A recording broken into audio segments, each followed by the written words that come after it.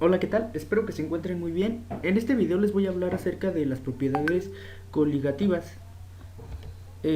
Como primer punto tenemos el aumento del punto de ebullición. Dice que el aumento de en el punto de ebullición de una solución es directamente proporcional al número de partículas de solutos disueltas en una masa fija de solvente.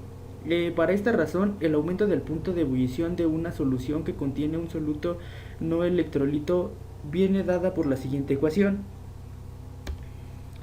Tenemos la ecuación que dice que T menos T temperatura de ebullición menos temperatura inicial de cero de ebullición es igual a Kep por M, donde T es la temperatura de ebullición de la solución, T0 EP es igual a la temperatura de ebullición del solvente puro, Kep es la constante molar de la elevación del punto de ebullición o constante ebullioscópica.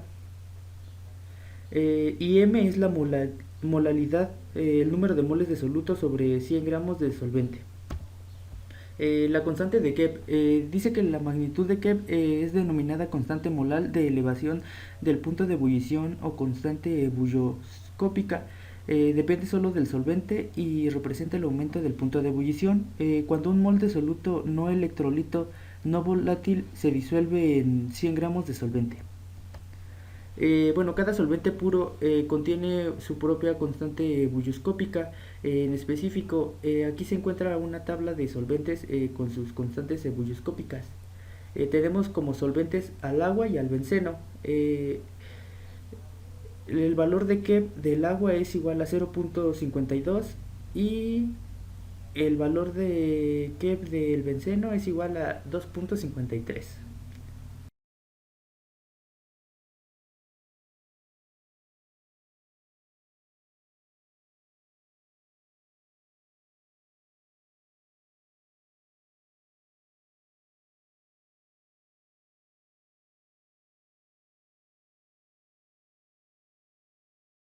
La segunda que tenemos es la presión osmótica. Puede definirse como la presión que se debe aplicar a la solución para detener el flujo neto del disolvente a través de una membrana semipermeable. Y esta es una de las cuatro propiedades coligativas de las soluciones.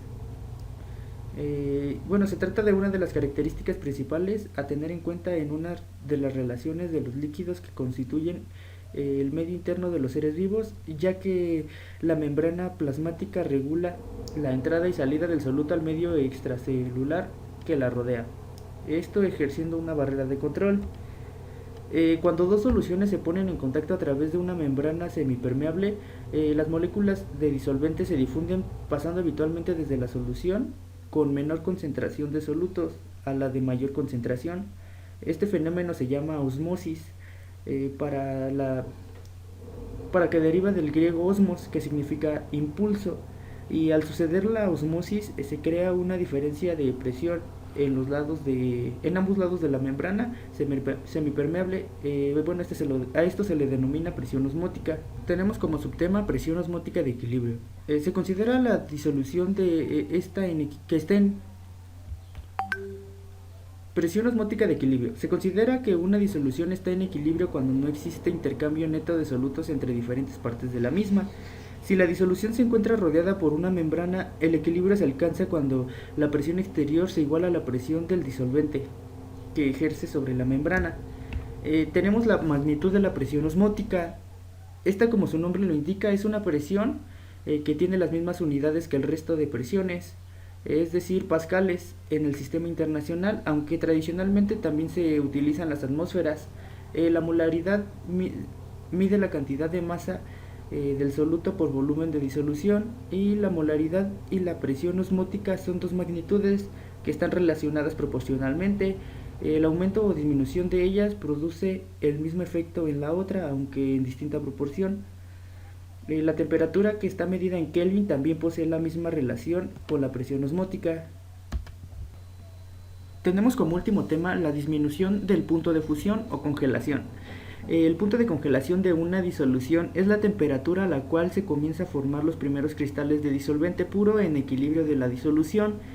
Cuando una solución que contiene un soluto no electrolito se congela, el elemento lleva al punto de congelación el solvente.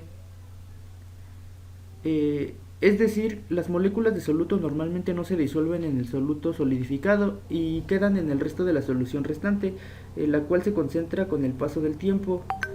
Esto conlleva a que la presión de vapor del sólido se iguale a la presión de vapor del líquido con el que está en solución, provocando una caída de presión de vapor del solvente y a su vez una mayor interacción entre las moléculas del soluto y el resto del solvente.